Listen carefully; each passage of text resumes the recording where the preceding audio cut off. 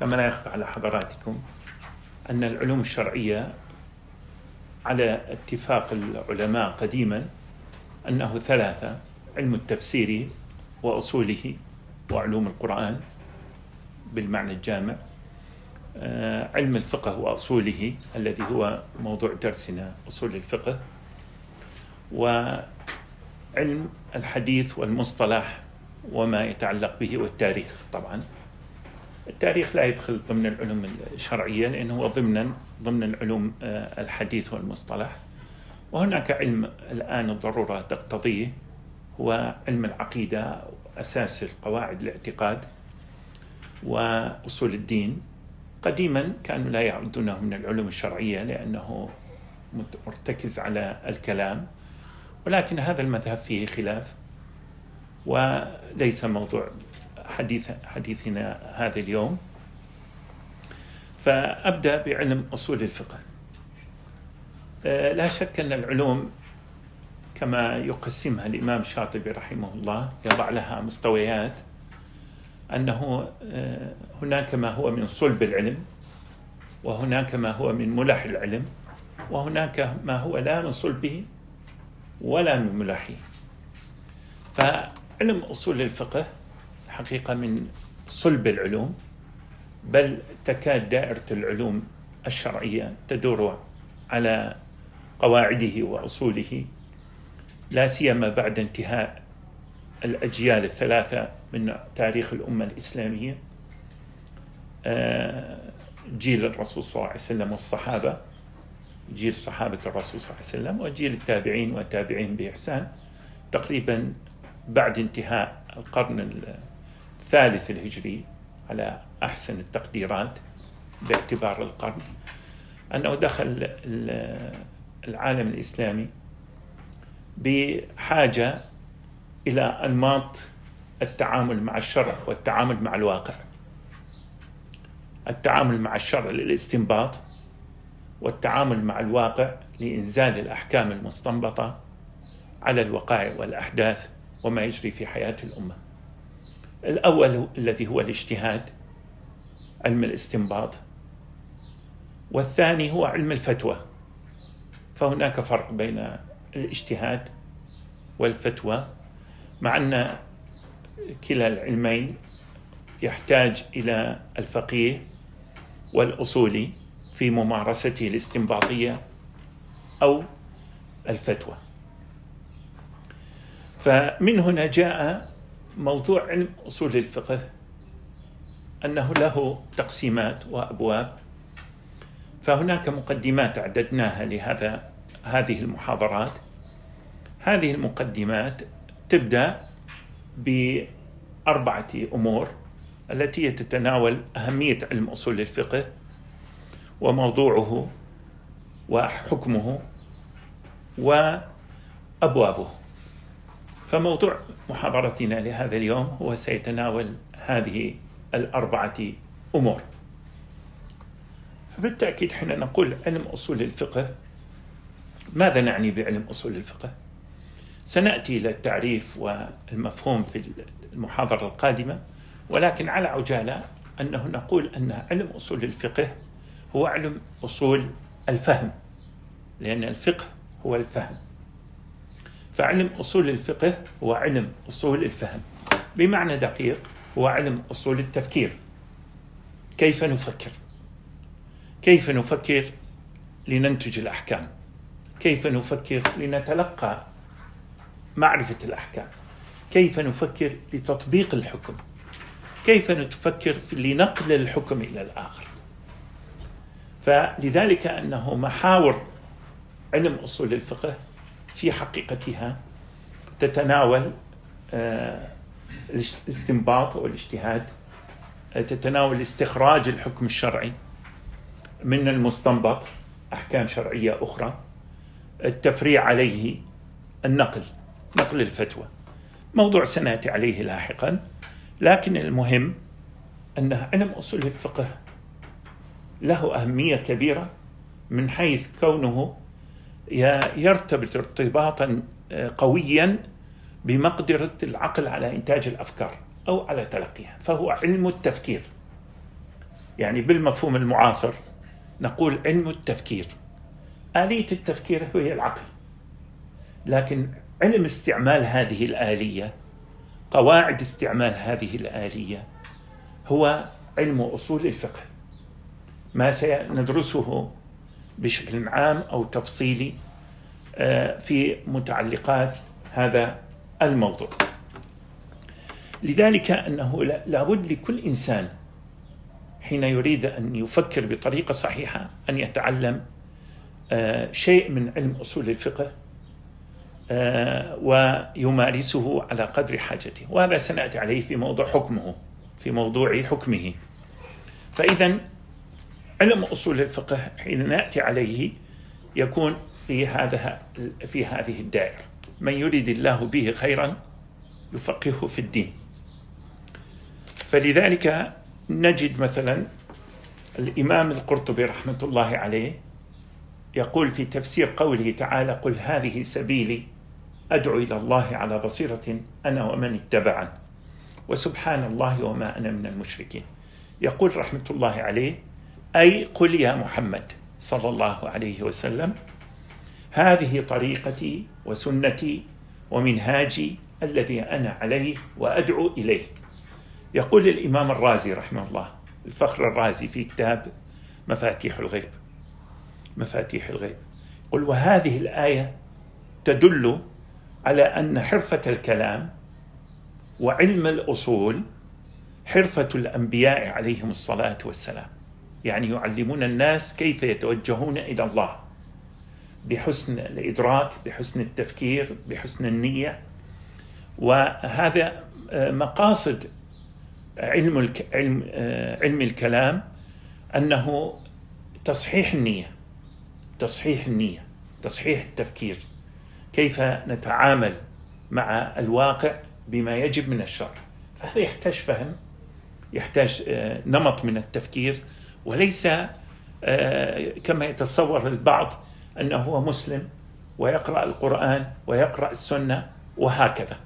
لا، هناك ضوابط لهذا التفكير حتى يستقيم الإنسان على الطريقة. لذلك يقول الإمام الرازي رحمه الله: وهذه الآية تدل على أن حرفة الكلام وعلم الأصول حرفة الأنبياء عليهم الصلاة والسلام، وأن الله ما بعثهم إلى الخلق إلا لأجلها، لكي يستقيم تفكير الإنسان. إذا استقام تفكير الإنسان استقامت النية واستقام اللسان واستقام العمل، لأن الفكر هو مصدر الرؤية، مصدر البصيرة، مصدر القول، مصدر العمل، التفكير.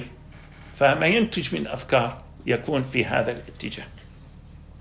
لذلك أنه نبه علماءنا الأقدمون وإلى أهمية هذا الموضوع. هنا آتي أعرج على نقطة مهمة، أنه متى نشأ علم أصول الفقه؟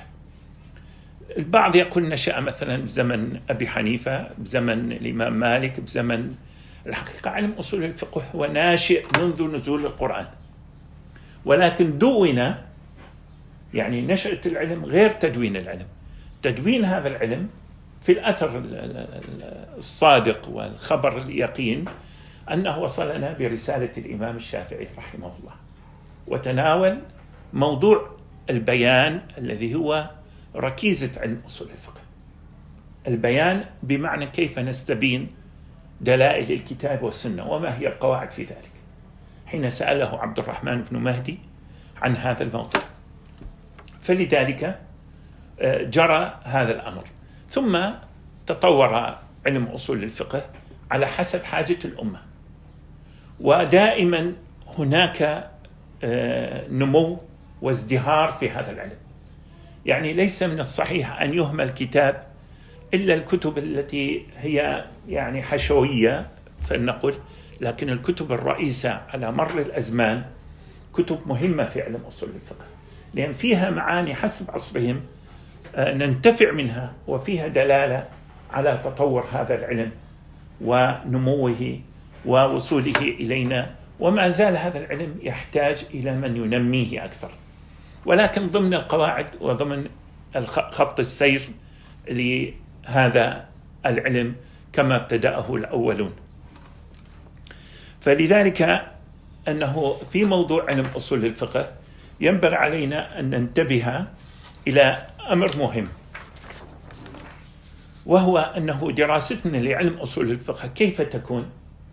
المشهور المعروف أن دراسة في الحجرات في المدارس الشرعية، الحجرة عند الشيخ، المدارس الآن تسمى الجامعات تقريبا، لأن هي الجامعة لحجرات كثيرة أو لعلماء كثيرين.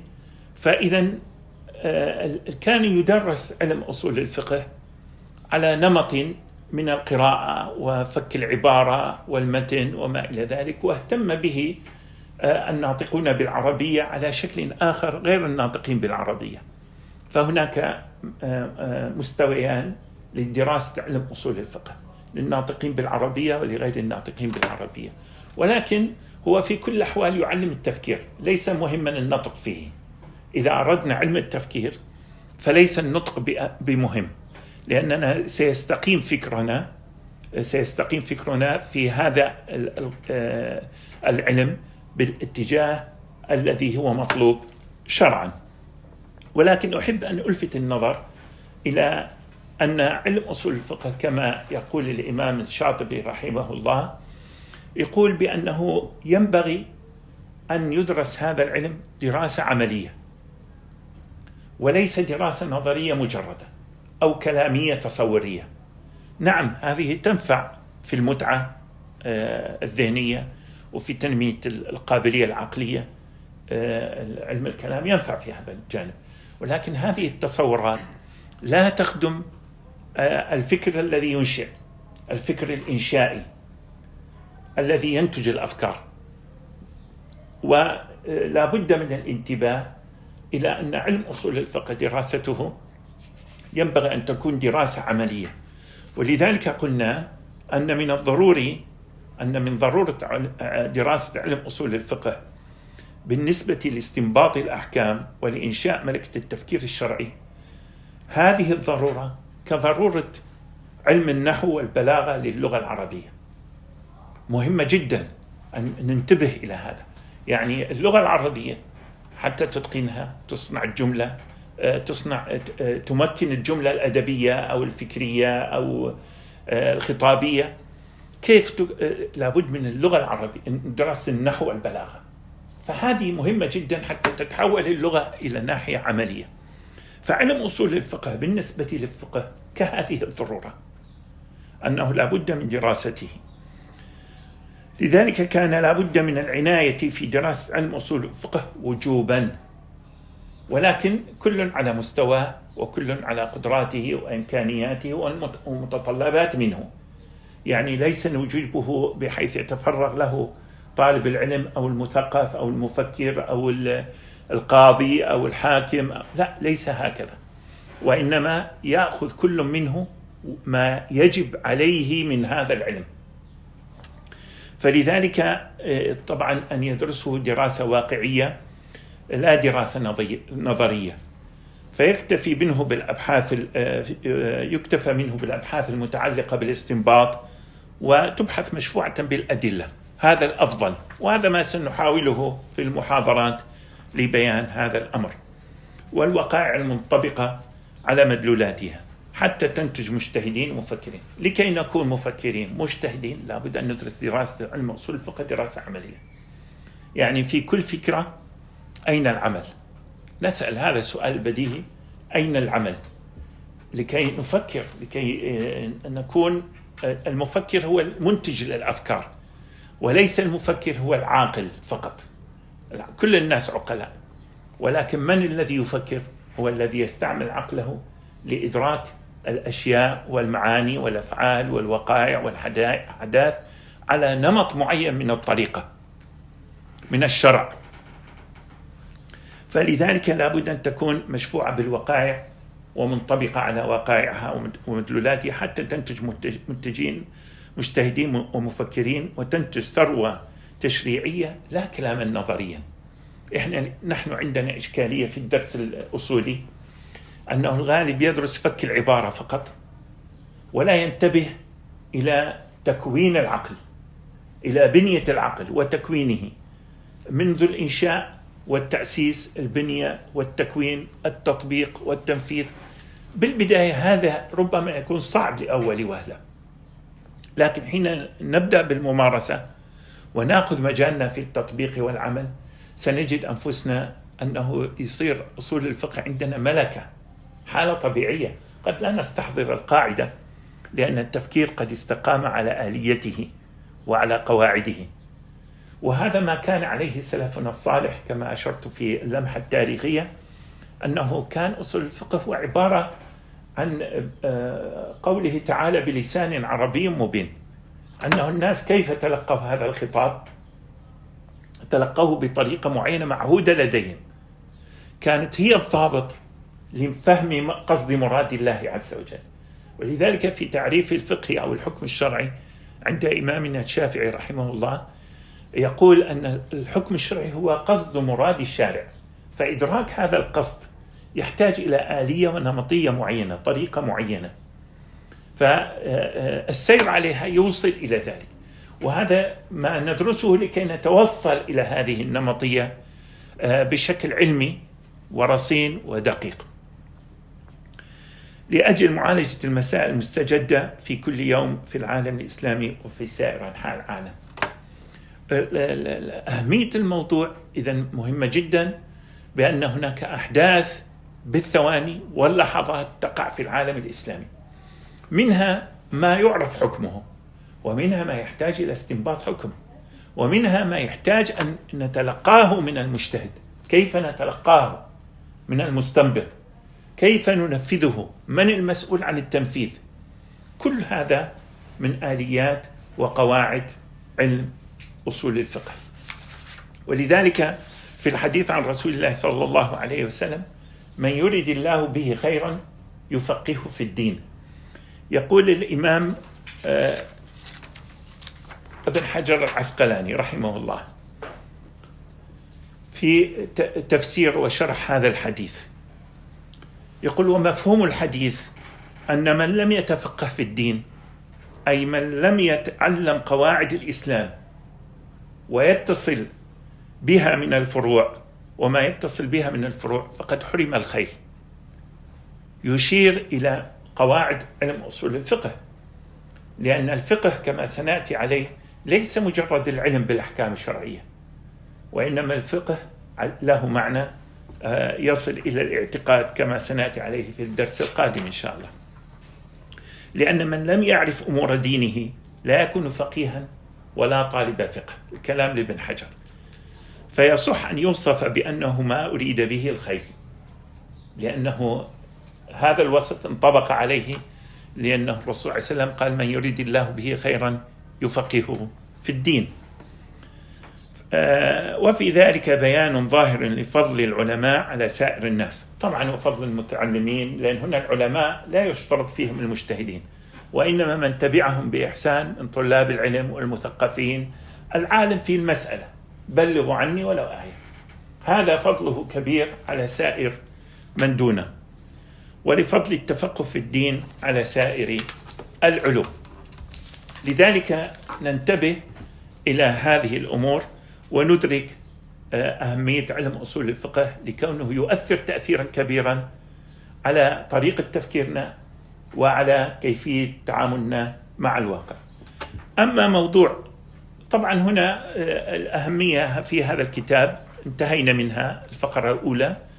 أما موضوع علم أصول الفقه فهو العناية بمسائله، العناية بمسائل علم أصول الفقه، ومدارها على أمرين. مدار علم أصول الفقه على أمرين: النظر والاستدلال. وسنأتي على النظر بأنه هو الفكر في الواقع، الفكر في كل ما يحيط بنا، في أنفسنا، في من حولنا. حين نفكر في هذا الفكر في الواقع هو ركن من أركان علم أصول الفقه، يستدعي الاستدلال له من الشرع. فعلم أصول الفقه إذن يقوم على ركنين أساسيين، والنظر والاستدلال. النظر هو الفكر في الواقع، الاستدلال هو طلب الدليل من الشرع. فهذا حين يلتقي الإحساس بالواقع ودلالة المعلومات السابقة من الشرع في ذهن الإنسان يفكر. فإذا كان عنده قواعد الاستنباط، قواعد علم أصول الفقه، سيربط بطريقة صحيحة ويصل إلى نتائج يوفق بها إن شاء الله صحيحة وصواب. وإذا كانت خطأ أيضا لا بأس في ذلك، هو مأجور. إن اجتهد الحاكم فأصاب فله أجران، وإن أخطأ فله أجر. إذن هو في دائرة المعروف، في دائرة المشروع. نعم. النظر في الأدلة من الكتاب والسنة والفكر في حال المنظور فيه وطلب الدليل له من ذلك ليؤدي إلى معرفة المطلوب، وكل هذا يجري مراده في ذهني وذهنك وذهن المجتهد والمتبع والمتعلم وما إلى ذلك. فلذلك كان علم أصول الفقه يعتني للوصول إلى المدلول، إلى الحكم الشرعي، يعتني بأمور ثلاثة. الأمر الأول الأدلة، الأمر الثاني وجه الاستدلال، الأمر الثالث هو حال المستدل. من هذا القائل؟ هل هو من أهل العلم والاستنباط؟ هل هو من أهل الفتوى والترجيح والنقل؟ هل هو إنسان عادي؟ هل يقول بعقله؟ هل يقول برأيه؟ أم يستند إلى قواعد وأصول ويعرف عنه أهليته؟ فلذلك الأدلة والاستدلال وحال المستدل هي أركان أصول الفقه، ولكن كلها لتخدم المدلول وهو الحكم. فنستطيع نقول هناك 4 أمور في أصول الفقه هي مهمة، هي الحكم أو المدلول، الدليل وما يؤدي والطريق المؤدي للمدلول، هو وجه الاستدلال اللي هو جزء من الطريق، كيف نستدل على ذلك سنأتي عليها. وموضوع الاستدلال هو مرحلة أو دورة راح يكون في ضمن الدورات إذا وفقنا الله عز وجل لذلك واستمرينا في ذلك، فسيكون الأمر على ذلك. ثم حال المستدل. إذن 4 أمور هي التي تشكل موضوع علم أصول الفقه: الحكم والدليل ووجه الاستدلال وحال المستدل. هذه يكفي الإنسان أن يلتفت إليها يحفظها وتكون واضحة لديه. ولهذا كان علم أصول الفقه يبحث مسائل تأصيل التفكير الفقيه والمتفقه على قواعد الشرع. فيبحث تفكير الفقيه المجتهد، تفكير المتفقه المتعلم، أو تفكير الإنسان العادي كيف يفهم حتى ينزل الحكم عليه. فهكذا يتناول موضوع أصول الفقه. طبعا موضوع أصول الفقه لا يتناول الفقه بتفريعاته، يعني لا يتناول مسائل الفقه إلا من جهة المثال، لأن هو يتناول قواعد التفكير وليس نتاج التفكير. يعني يتناول كيف نفكر، لا يتناول النتاج الفكري الذي ننتجه من هذه القواعد وهذه الاعتبارات. فلذلك يجب أن ننتبه أن مسائل أصول الفقه حين يرد فيها مسائل فقهية ليست مرادة بذاتها، وإنما مرادة للمثال، للتمثيل فقط. فهو يتناول تأصيلها على قواعد الشرع بالدلالة عليها من حيث الأدلة المناسبة ودلائلها في شمول الحكم لها، أن الحكم يشملها أو لا، وتعلقها به من عام وخاص ومطلق ومقيد وما إلى ذلك، ومن حيث متعلقات لسان العرب في ذلك، وهو موضوع كما يسمونه مباحث اللغة في علم أصول الفقه. في الدورة هذه الموجزة لا نتناول موضوع مباحث اللغة، لأن الدورة مضغوطة وموجزة، لأن مباحث اللغة حقيقة تحتاج لها شيء كبير، يعني ليس بهذه العجالة.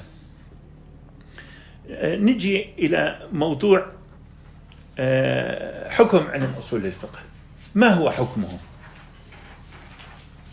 كل مسلم لابد أن يتناول هذا الموضوع بشكل ما. فما هو حكم علم أصول الفقه؟ أخذنا أهميته، أخذنا موضوعه، الآن نأتي إلى حكمه. ما هو حكم علم أصول الفقه؟ الأحكام التكليفية 5 كما تعلمون: الواجب، المندوب، المباح، المكروه، الحرام. بالتأكيد هو لا يدخل ضمن المباح ضمن المكروه والحرام إلا إذا كان هناك تحريف، فذاك التحريف يدخل ضمن الحرام وليس حتى ضمن المكروه، كما يجري الآن في مباحث الحداثيين وبعض الناس في هذا الاتجاه، وهذا موضوع آخر غير موضوعنا. لكن في كل الأحوال الناس في الفقه أحوال، منهم الإنسان المبتدئ، الإنسان العادي، منهم الإنسان المثقف من النخبة الفاعلة في المجتمع المتحركة، ومنهم العالم المستنبط. فالإنسان العادي عليه أن يتعلم من علم أصول الفقه ما يحتاجه. يعني مثلا يعرف أن الأحكام الشرعية تنقسم مثلا على سبيل المثال إلى أحكام التكليف، أحكام الوضع، أحكام الأداء، وما بالضرورة يعرف التفاصيل. ولذلك غالب المفتين تجد يتعاملون مع الإنسان العادي بأي شكل، يتعاملون أنه يتكلمون هذا حلال، هذا حرام، هذا يجوز، هذا لا يجوز، اختصارا. ولكن يجب على المسلم أن يتعلم من علم أصول الفقه ما يحتاجه، ما يستطيع أن يواجه التحديات التي أمامه. وهناك أفكار في هذا الموضوع كثيرة، حوالي يعني ربما يحتاجها الإنسان العادي حوالي 50 فكرة. الإنسان العادي ما يستطيع أن يجهلها، لابد أن يتعلمها، وهذا موضوع آخر. لذلك كان يجب على فرض يعني على عين على كل مسلم أن يتعلم ما يحتاجه من أصول الفقه، بحيث يمكنه من الوعي على الواقع وما يجري وكيف يتلقى من العلماء. يعني أحيانا العالم يحتاج أن يفصل للمتلقي بعض الشيء، فينبغي على المستفتي أن يعرف شيء من هذا فرض عين عليه. وأيضا فرض عين العلماء على العلماء ممن تصدر للفتوى اجتهادا بالاستنباط أو الاستخراج أو التفريع بما يؤهله لذلك. يعني المفتي أو العالم الذي يتصدر للناس عليه أن يعرف أقل شيء مادة كتاب أو كتابين من الفقه على المذهب الذي يفتي عليه. يعني أقل شيء أنه يعرف شرح من شروح الورقات على سبيل المثال إذا كان شافعيا، أو شرح مختصر على شروح المنار مثلا إذا كان حنفيا، أو الإرشاد إذا كان مالكيا، وهكذا. فينبغي على العالم الذي يتصدر للفتوى أن يكون محيط بشيء عام من علم أصول الفقه، وهذا ربما ما سيكون موضوعنا نحن في هذه المحاضرات. أما الذي يتصدر للاجتهاد والنظر في الجديد من الأحداث والوقائع، فهذا أن يكون عليه العمق الأكثر، وأنه لا يجتهد فيما لا يدرك أعماقه وأصوله وقواعده. والآن ربما علماءنا الأفاضل قد اختصروا علينا الطريق في هذا المجال، إذا المراجع الإسلامية من الكتب والمدونات الكبرى، وخاصة التي تقوم على الاستدلال، فيها الشيء الكثير المعين على هذا الأمر، وكتب التفسير والحمد لله هي مطبوعة ومتوفرة. أما الاختصاص بعلم أصول الفقه بحيث يكون متبحر فيه فهو فرض كفاية ليس فرض عين، لأن هنا التبحر هذا، ويجب أن يكون في الأمة عدد كافي إذا أشكل في قواعد الأصول شيء أن يرجعون إليهم بحيث يعطون الجواب، وإلا يلحق الإثم في هذا المجال. فلذلك يلزم تعلم معارف علم أصول الفقه ليحمد المكلف على عمله عند الله عز وجل. هذا من قول الإمام الشافعي رحمه الله في الرسالة، فيقول: لأن موافقة المكلف للصواب إذا ما هو يعرف القواعد الأصول للصواب يعني غير محمودة إذا ما كن عنده العلم، لأن وافق شيء لا على قصد، فهذا غير محمود، وهو بخطئه إذا أخطأ غير معذور. يعني واحد يقول والله أخطأت، إيه أخطأت أنت؟ زلة العالم أو زلة الإنسان ما سهلة. يعني الجهل عذر في أحوال معينة، فيما يعذر مثله على مثله، جديد عهد بالإسلام، بعيد عن العلماء، ممكن. لكن أنه إنسان مثقف أو كذا يتكلم، ولا تقف ما ليس لك به علم، إن السمع والبصر والفؤاد كل أولئك كان عنه مسؤولا. السمع عما سمع، العين عما أبصرت، والفؤاد عما تفكر، كما يقول الإمام القرطبي في التفسير رحمة الله عليه. لذلك يلزم تعلم معارف علم أصول الفقه ليحمد المكلف على عمله عند الله تعالى، ولأن موافقة المكلف للصواب من حيث لا يعرفه غير محمودة. زيادة نعم. وهو بخطئه غير معذور، وإذا ما نطق فيما لا يحيط به علمه الفرق بين الخطأ والصواب فيه فإنه غير متثبت. وصفة الرشد إلى غير ذلك، يعني غير راشد. أما المحور الرابع والأخير في محاضرتنا هذه الذي هو ما هي أبواب علم أصول الفقه.